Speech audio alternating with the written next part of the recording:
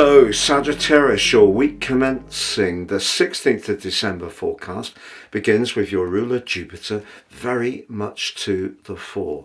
Now, Jupiter's in retrograde. It won't go direct until the 3rd of February. That doesn't mean to say that everything won't work out, but we need to be mindful that Jupiter in Gemini is detrimented. Jupiter in Gemini can be great for being enthusiastic about the things that inspire us, and for you that would be relationships. But because the square to Saturn, which occurred on the 12th of August, is going to be repeated next week, the two are closing together as this week goes on. So that suggests that when it comes to a relationship, there could be some positive possibilities, but we need to be mindful of how it feels for you, and if there are any inhibiting energies around your personal situation in terms of kids, where you live, all those kind of things may, with the best will in the world, just stop you having the connection that you would like. But that doesn't mean to say it's impossible.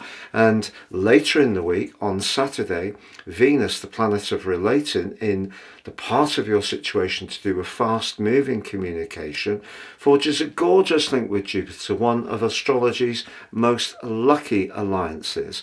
But at the heart of this week, the potential for confusion is amped up because the sun in your sign, rather like Jupiter in your opposite sign, is square Neptune, like Saturn, in your sector of emotion. So I think things can be a little blurry this week when it comes to relationships. And of course, this is all following on from the full moon in your opposite sign. And if you think back to when the new moon occurred in Gemini on the 6th of June, that may have been when you really set your intentions around a relationship hope, but the reality of how things are just may be a little hard to fathom because Neptune distorts, Saturn limits. However, as the week draws to a close, with Mercury gaining pace in your sign, and that link, now it's come out of its retrograde, and that link between your ruler, Jupiter, and Venus could see a sparkling conversation. So despite the fact that there can be some inhibitions, there can be some misunderstandings, cross wires, despite Mercury going direct, by the end of the week, as the sun makes its way from your sign into the sign of Capricorn, I feel there could be some kind of breakthrough. And that breakthrough could very well be even financial, because whatever you have been working on over the last month, whether it's a creative project, whether it's your self-worth and personal identity, the fact that the winter solstice ushers in the sun's move into Capricorn, that's very much where you can gauge and measure your progress.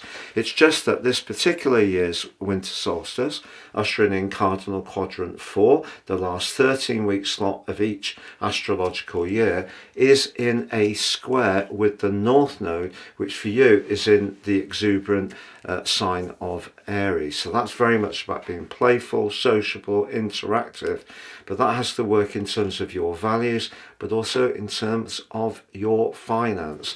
So this is a week that from the cloud and from the confusion, something very positive could emerge. It could emerge earlier in the week as well, but particularly if you're really in touch with how you feel about things, and if your emotional and family life is really clear, or you're not encountering any practical problems around a property matter, by the end of this week, you're going to be in a better space to enjoy yourself. And please do check out your year 2025 personal forecast and get your free gift of your Zodiac General, Love, Chinese and Vedic written forecast.